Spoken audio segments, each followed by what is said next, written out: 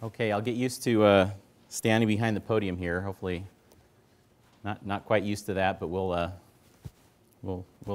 accommodate it. I appreciate you being here today. Thank you for coming. Anyone from West Virginia? I've got to know.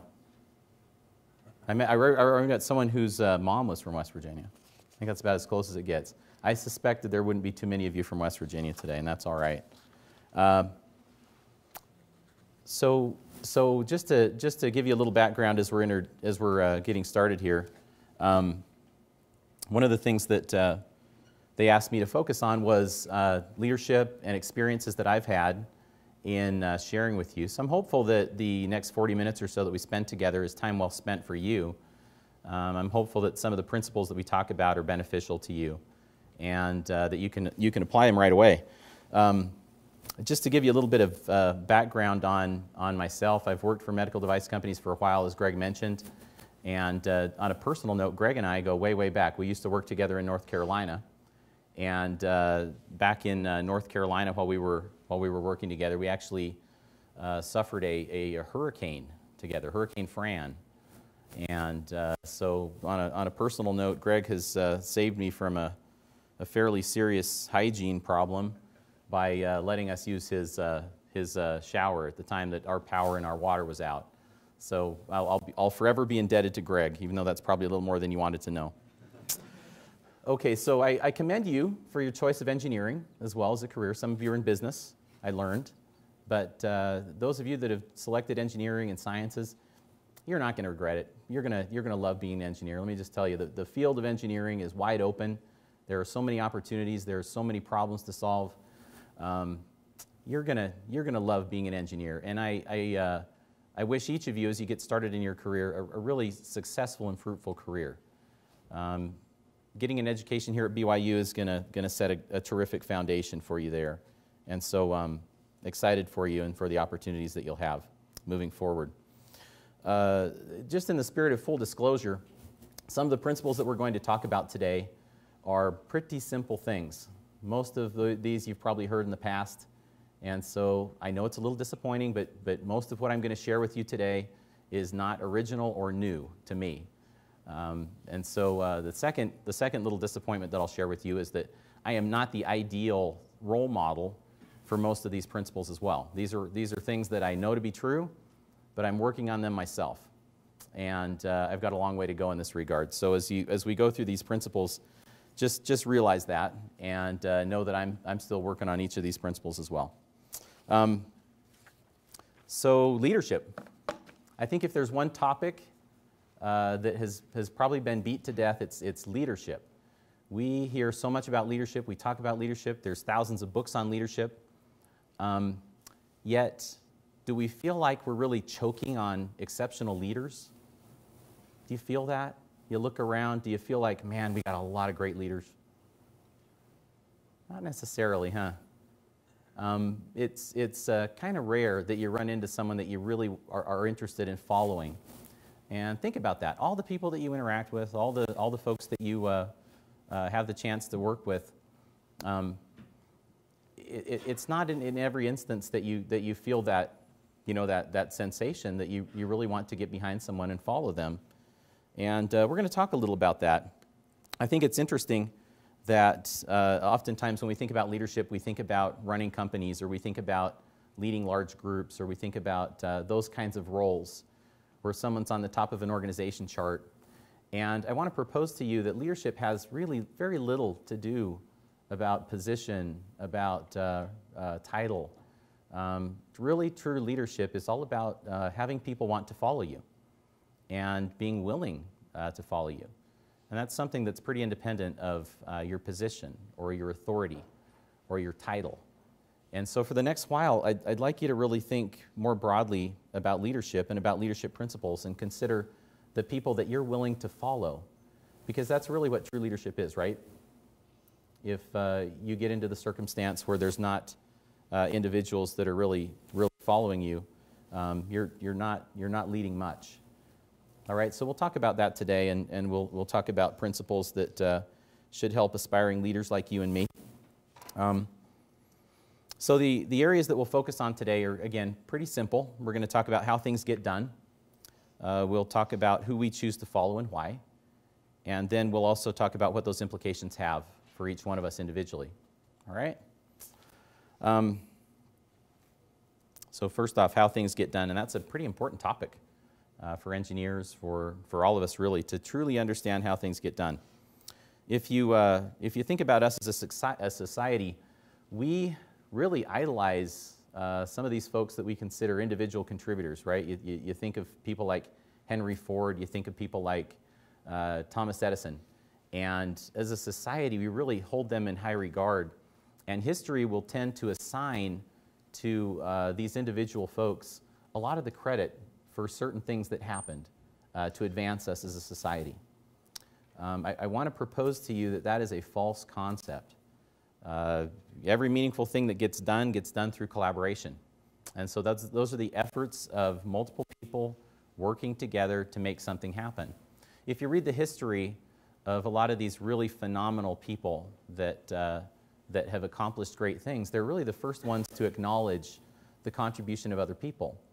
And I find that interesting, and you'll see this more and more in your careers and in your lives, that nothing meaningful really gets done on an individual basis.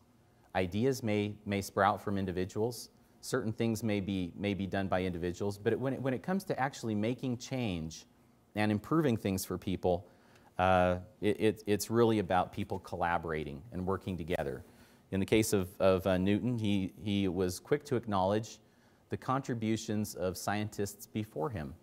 If you talk, if you look at the history of really remarkable industrial leaders like Henry Ford, one of the first things that he acknowledges is how dependent he was on the people that worked with him and how grateful he was for their contributions. And I find that time and time again. So this notion of the lone genius really it's a false notion. And it's one that we need to realize. When meaningful things get done, they get done through groups of people. That's going to lead us to another truth here that we'll talk about. Some collaborative groups are able to achieve phenomenal results, while others fail miserably, often under the same circumstances. All right, so we've got a little quote here from Scott Adams. Few things in life are less efficient than a group of people trying to write a sentence. The advantage of this method is that you end up with something for which you will not be personally blamed. All right? So you've been on that team, right? You've been on that team where just can't seem to get anything done, where things aren't clicking, right? We've all had that experience. And it's frustrating and it's challenging. But we've also, I think, hopefully most of us have had the same experience, the flip side of that, which is working with collaborative groups that are really, really phenomenal, where terrific things start to happen, where the performance of the group and the things that are accomplished goes far, far beyond what was anticipated initially. All right, and so teams can either land in a really bad place, or they can land in a really phenomenal place. And the principles that we'll talk about today are intended to help us land in a really, really phenomenal place as we have those opportunities.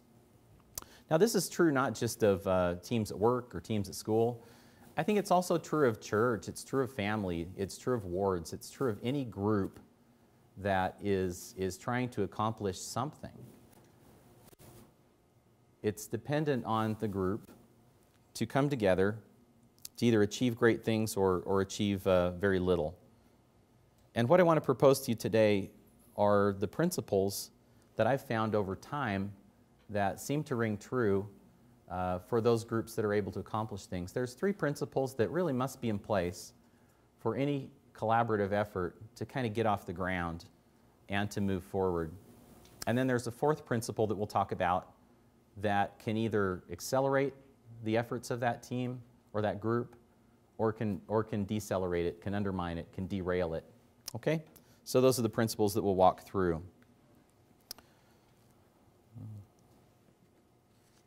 All right, so let's talk a little bit about effective collaboration. And let's take a look at some of the elements of effective collaboration, right? So typically what happens in any endeavor is we have a group that comes together, and they're given an objective. There's something that they're intending to accomplish.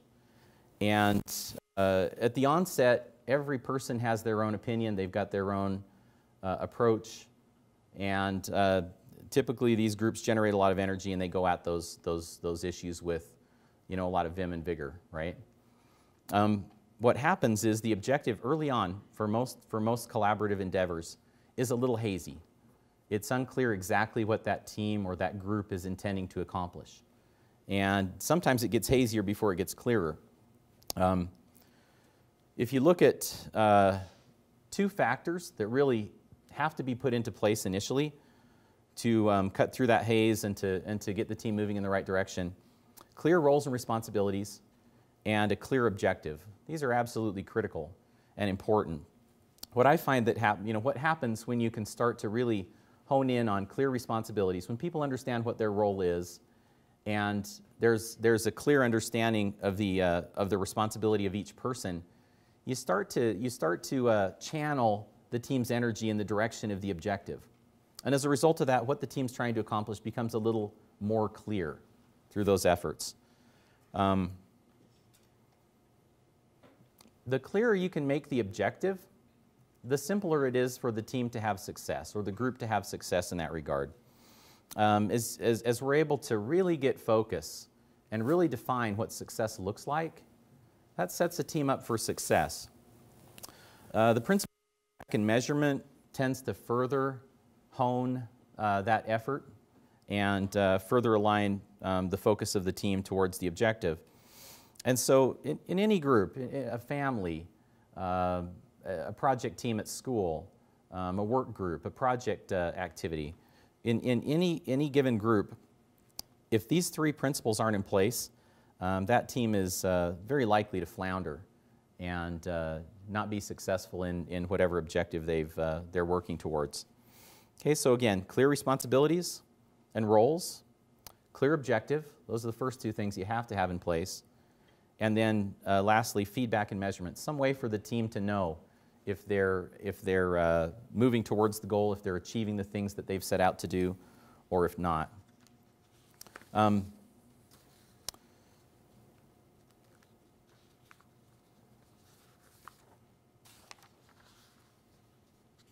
want to talk about a few examples of really exceptional collaboration. And I also want to propose to you that getting these three things in place and really making them clear is the starting point for any group. The best way to achieve this, or the best way to do this, is to make sure that these things are written down and that people approve those things. We call that a charter. When we really clearly define roles and responsibilities for individuals, and we set a clear objective, we provide the mechanisms for how that objective will be measured. We refer to that as a charter in business. It might be any number of documents, but something has to be written down so that the team can move forward. Okay, so the difference between really great performing teams and teams that struggle, I'm gonna call it team dynamic. It's more than that, but it's the way in which groups collaborate, the way in which they work together, and that's influenced by the leaders that are around that group. If that team dynamic and that whole process of working together works well, the team's energy is redoubled or tripled, and it's channeled again towards the objective. I find this is the big difference between teams that are really successful and teams that flounder and struggle. This team dynamic. Think of it as how the people in the group treat one another and what they truly think about one another. Right? So kind of think of it as that. It's hard to label, but as I look at the teams that I've worked with and the groups that I've worked with, those that have achieved really phenomenal success and those that have not done that well, if these three things are in place, it really comes down to how the team feels about one another and how they treat each other. I'll give you a couple examples of teams and groups that have really shocked and surprised us. I I worked for a medical device company a couple years back that manufactured devices used for open heart surgery. So these are the disposables that people need when they're going in for a heart procedure, right? So hopefully none of you have the misfortune of having your heart operated on. But what happens, they open up your chest, and that allows surgeon to get in there and make changes and reform your plumbing so that you're able to function. And so these devices are pretty critical, right? These devices it's pretty important that they be available to the people that need them. We had the misfortune of having a supplier problem that prevented us from manufacturing these devices for a period of time. And what happened, we got dangerously low on our inventory levels. We started to get in a situation where we weren't going to be able to supply the devices to the team. There was this unfortunate situation of timing that happened as well. This was right around the end of October when this situation was developing. And so what happened was in this company, we had a regular period of holiday shutdown. It was always shut down for two weeks during the holiday season. And people absolutely were passionate about making sure that shutdown happened, okay?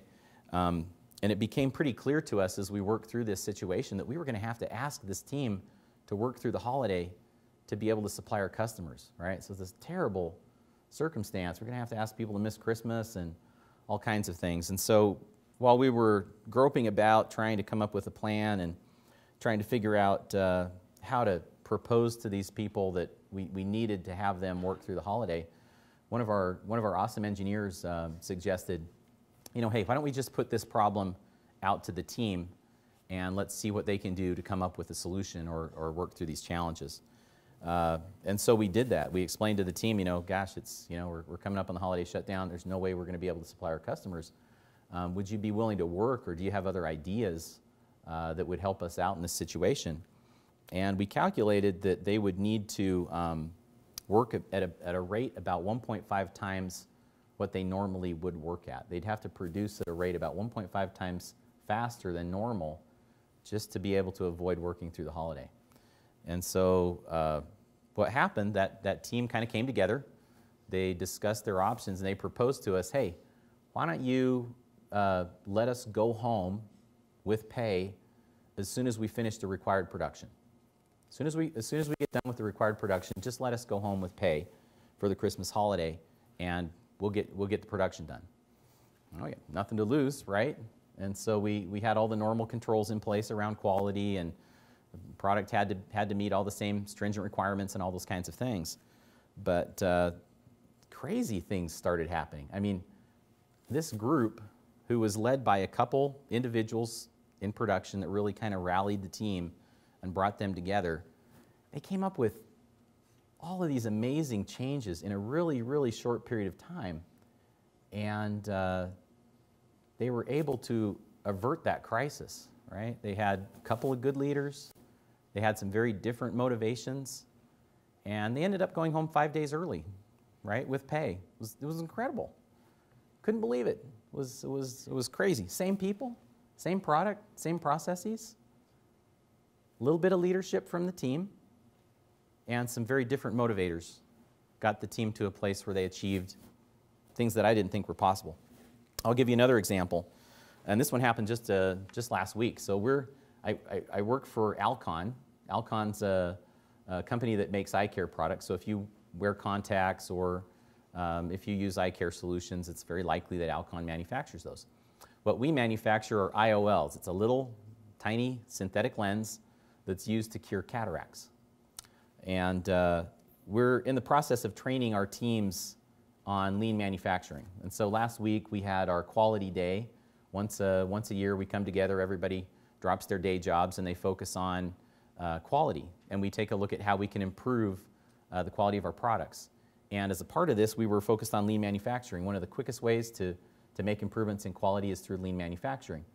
And so we were training the teams on lean principles. And as a part of this exercise, we had about 800 people split into groups.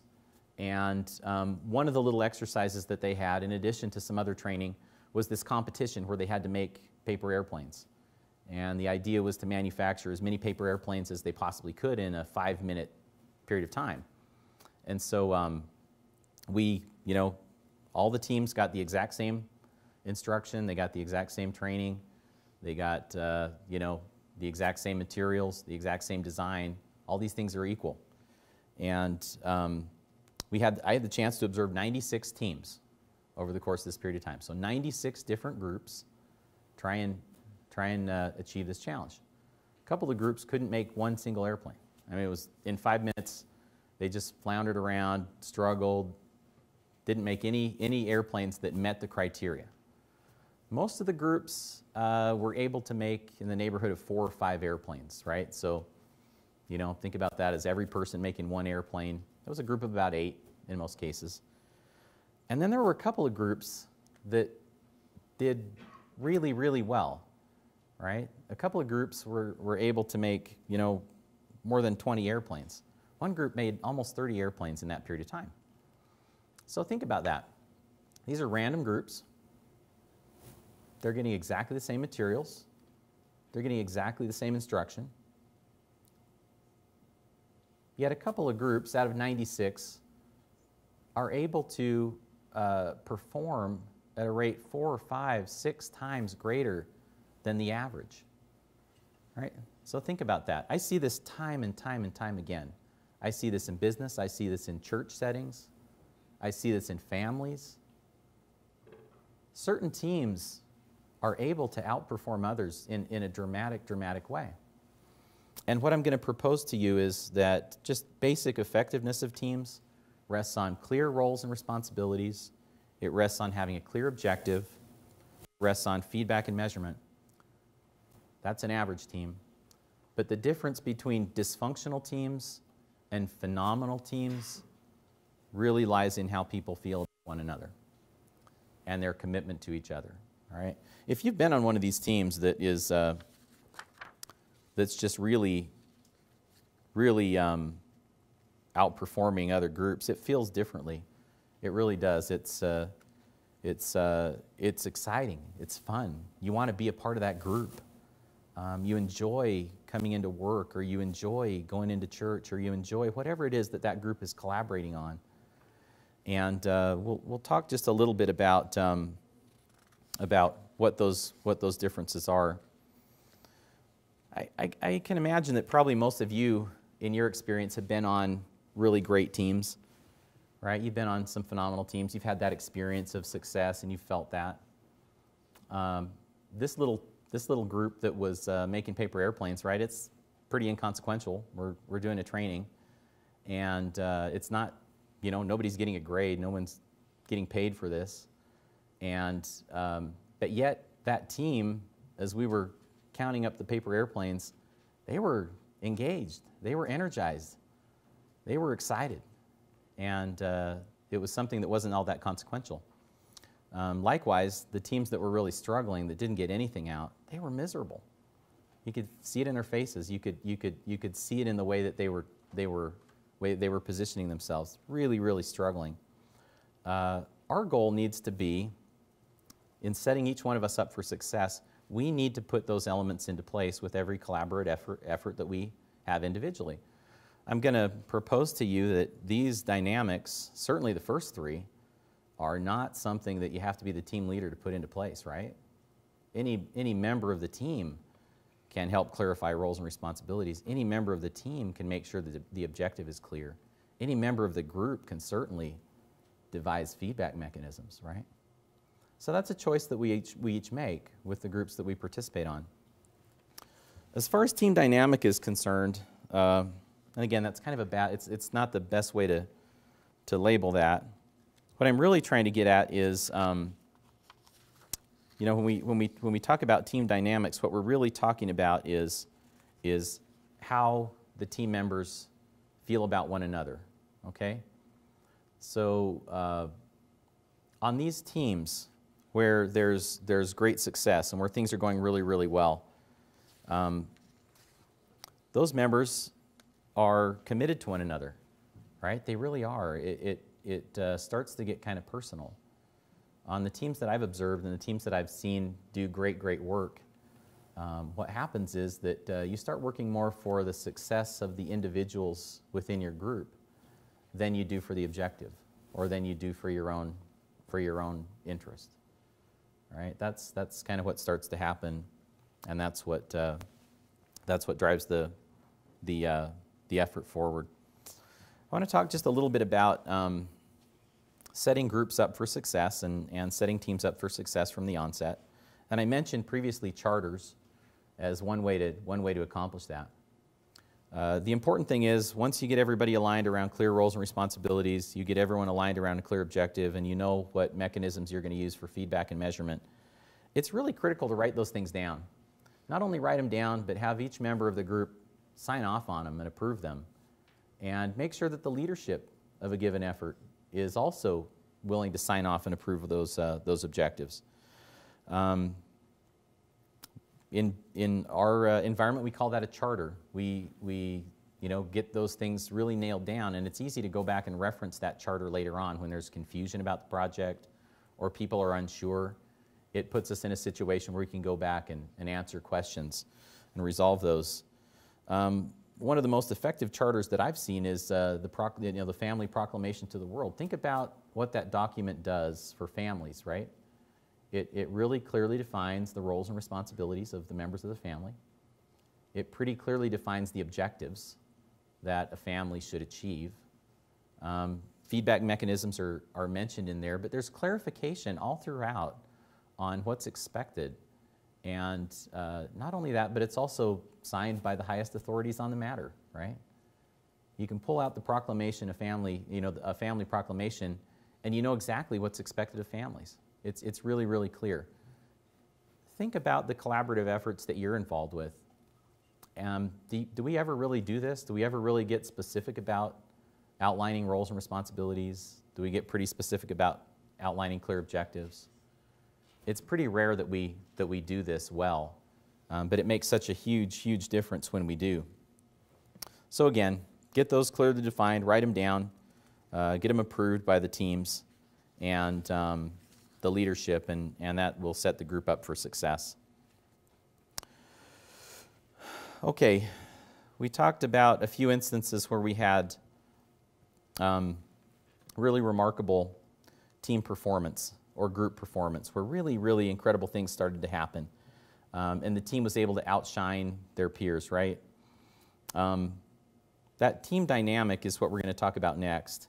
And in loose terms, it really has to do with how people treat one another and how they truly think about one another. And it's an accelerator or a decelerator for any collaborative effort, okay? When you're on one of these really exciting teams and you're working towards something that's important, what you'll find is that your interests start to become secondary to the other interests of the people involved. If you can achieve that, and if you can help drive some of that, that'll make a huge difference for how your team performs. And in my experience, it's usually one person that makes the difference in any given group. One person decides to kind of strike out there and be the leader who sets that tone and who makes a difference for that group. And I also want to propose to you today that you can be that person in any given circumstance. You can be the individual that makes a difference for the groups that you work with. Think for a minute how you feel deep inside about the people that you work with or the people that you associate with. Really, what do you really think of one another? The people that you work with every day, or the people that are on your team. Do you like them? Do you enjoy being around them? Do you trust them? Do you respect them?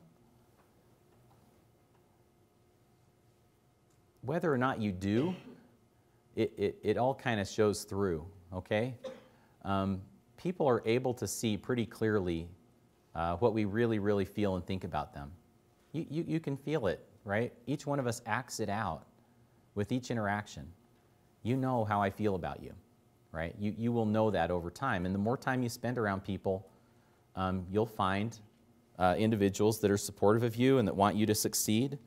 And you'll also find individuals that maybe aren't committed to you and aren't interested in your success. They're working for themselves. So think about that a little bit, and think about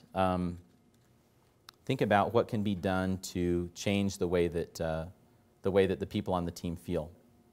Again, usually it's one person in any group that sets the tone, positive or negative, for that team's collaborations or that group's collaborations. Okay, here's yet another truth that we'll talk about. Our commitment to any collaborative effort varies greatly based on the leadership of that team or that group. So this question down here, if you want to take a look at this little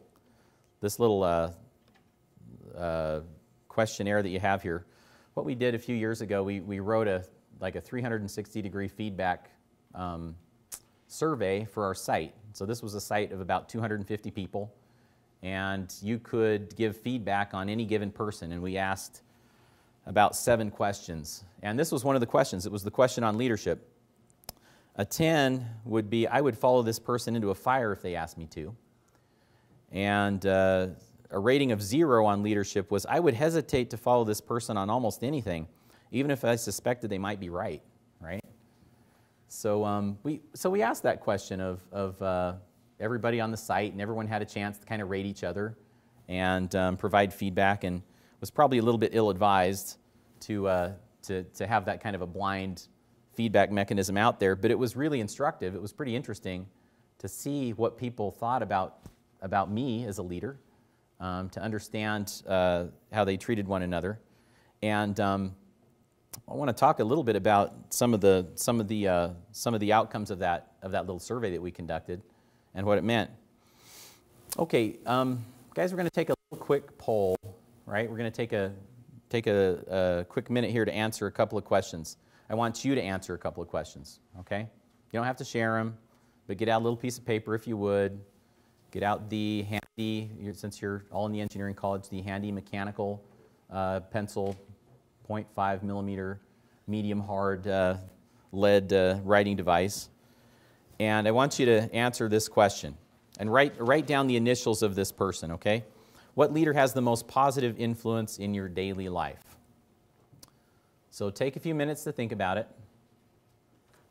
Think through what leader has the most positive influence in your daily life, and write down their initials.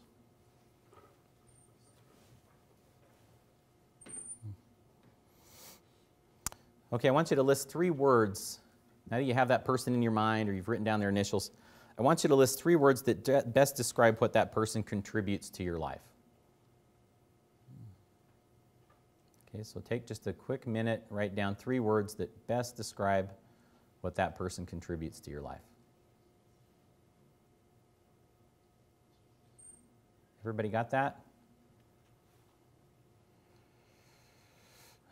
Okay, so the Gallup organization asked this same question of about 10,000 people, and across all kinds of stratas. And these were the key areas that were responded to. Okay, so trust, compassion, stability, and hope. Under trust, you also have honesty, integrity, respect. Compassion also means caring, friendship, happiness, love. Stability, really around security, strength, support, peace. And hope is direction, faith, and guidance. So those are interchangeable words. In the survey that Gallup conducted, these were the most common responses. So did any of you have one of these on your list at all? Most everybody looks like you did. Anybody have 2 of them on your list? Quite a few of you did. Yeah, most everyone will have some element of these really personal, really human traits. So at the heart, this is really what we look for when we think about people that we're willing to follow. You think about the people that you're willing to follow into a fire. These are the traits that they would exhibit. These are the people that we trust, and these are the people that we want to follow. That little quiz that we took was kind of interesting. We got feedback on everybody, and when the results came in, it was pretty interesting to see how people felt. You know, I would follow this person into a fire, or I wouldn't follow them if I even thought they were right? You know, so there was a pretty big strata of difference there. And there was one individual, there was one engineer in our organization that almost everybody was willing, that they indicated that they would be willing to follow into a fire. It was one engineer. He didn't have any direct reports. He didn't manage any groups. He was definitely an individual contributor. But I thought that was remarkable. Almost everybody in the organization said that they trusted this guy so much they would follow him into a fire. And so I started watching this guy and paying attention to him and the behaviors that he exhibited. And what I found was that his motivations were different than most everyone else on site. When people had problems or concerns or issues, this guy made them his priority. And he would spend time making sure that people were taken care of. For him, in every interaction, it was very personal. He wanted to make sure that he was helping, and as a result, people were really willing to follow him. And I thought that was, that was pretty remarkable. That taught me a great lesson about true leadership. Again, not really dependent on your position or your title or your role. What we found in that organization was our best leader, the person that people were most willing to follow, was an engineer. And it was someone who had built trust over 1,000 interactions and over everyday interactions with people. Right? So think about that. Think about the implications that has for you as a leader. All right, so we're going to wrap up here. We're going to talk a little about what these principles mean for us, okay? And we're going to end on a few last truths that we'll talk about. I want to propose to you that your success or your failure or your effectiveness is a choice that you make. So many times we say our environment or our opportunities or luck, that these things are the factors that drive whether or not an individual is successful or not. And what I want to propose to you is that that's a lie. I want to tell you that your success is a choice, and that you have the ability to determine largely the factors that will ultimately lead to your success or failure. I also want to propose to you that you have more influence than you realize. We all do.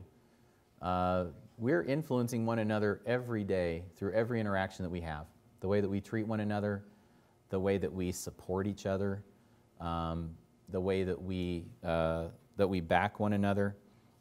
We create a tremendous amount of influence, and that influence has more impact on people than you realize. And I want to emphasize that you are able to have a tremendous influence on people. And lastly, what I find is that people are really, really very hungry for leadership. The kind of leadership that we talked about, where the individual is adding trust and where the individual is adding these really human elements that people can relate to. People are hungry for that. They're anxious to follow people that add that to their lives. They really are. Okay, so those last few truths, and then we'll kind of provide a quick summary of the points that we talked about. So first of all, everything gets done through collaboration. If you think that you are making things happen on your own, you're kidding yourself. Think about everyone that you depend on for the success that you will ultimately achieve. I will tell you that you can create effective collaboration if you will take the time to establish clear roles and responsibilities, make the objectives of the effort clear, put mechanisms in place for measurement and feedback, and you'll be successful. If you do that, write it down, get people to approve it, make sure everyone's on the same page. You'll know that you're on the same page if you ask each person on the effort or on the team, hey, what's our objective? Once everybody starts giving you the same response, then you've arrived. Before that, you haven't. And then lastly, you can be a catalyst for exceptional collaborative results. If you're the kind of person that can add trust, compassion, stability, and hope to people's daily lives, you are not going to have any challenges at all getting people to follow you and to support your cause. Okay? So again, these are things that I found to be true. They're things that I'm working to apply in my life, and I hope that you'll find application for them in your life as well. Okay? So thanks. I appreciate you having me here today.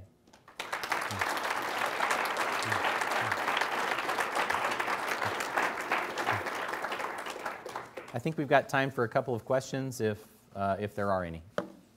The group has some. Yes? Will a copy of your slides be available? Sure. Be happy to provide them. The question was, would a copy of the slides be available? Yeah, I think Dr. Warnick has them. And part of the video on the website. okay, great. Very good. Other questions? Yes? Those 4 characteristics, which one have you seen to be the most difficult to come across in the professional field? Trust. Absolutely. The question was, which of these 4 characteristics are the most difficult to come across? And trust, you know. Think of who you really, really trust. Who do you really trust? If you're going to accomplish phenomenal things, you've got to get people working in the same direction. And you know, it's tough to create trust. It's easy to lose it. And it's tough to come by. It's really hard to come by. If you're the kind of leader that creates that, you'll be very successful. Other questions that the group has? Yes, in the back. In the medical field or engineering in general, have you found any team dynamics that are especially needed? Okay, so the question was what team dynamics are needed in the field of engineering and medical device generally. I would say that the same team dynamics that are needed in almost any endeavor are really the same. What I find are really the 2 basic things. One, most groups that flounder haven't been given a really clear objective, and that causes confusion and frustration. So I would say that's one thing that is in short supply often. And then the second thing is just a willingness to support each other, creating the environment where people are willing to work for one another's success. That's a tough thing to create as well, and it's something that's in short supply as well. So, okay, last. I think we got just 2 more questions, and then we'll. What do you think are some of the best ways to gain trust from those you lead? The question was, what are the best ways to gain trust from those you lead? There's a really remarkable book that probably many of you have read or heard about, which is Speed of Trust, and you know they just basically Covey walks through the principles that lead to building trust. I would say one of the most basic things that you can do to create trust is just do what you say. If you say you're going to do something, then follow through on it and do it. You'd be amazed how many people just don't follow that simple guideline, and as a consequence lose trust, right? We trust people that do what they say they're going to do. And so I'd say as a starting point, do what you say you're going to do. That'll create trust. Yes, last question. So you said there was an engineer that a lot of people did have a lot of trust for because he made their problems his priority. How have you felt like you can apply that while still getting the basic jobs you need to get done? Okay, so the question was that engineer who was able to create trust through helping other people, how do we go about doing that, but also not losing track of our own responsibilities? I think it's a balance. You know, this was a guy that worked really hard, and interestingly, people were more than willing to help him with anything that he stood in need of. And so what I found in his instance, and what I found to be true in almost every instance, is that when you have that circumstance, people are more than willing to help you get done what you need done when you've reciprocated in the past. So that answers your question. Okay, guys, I think we need to wrap up. Thank you so much again for being here.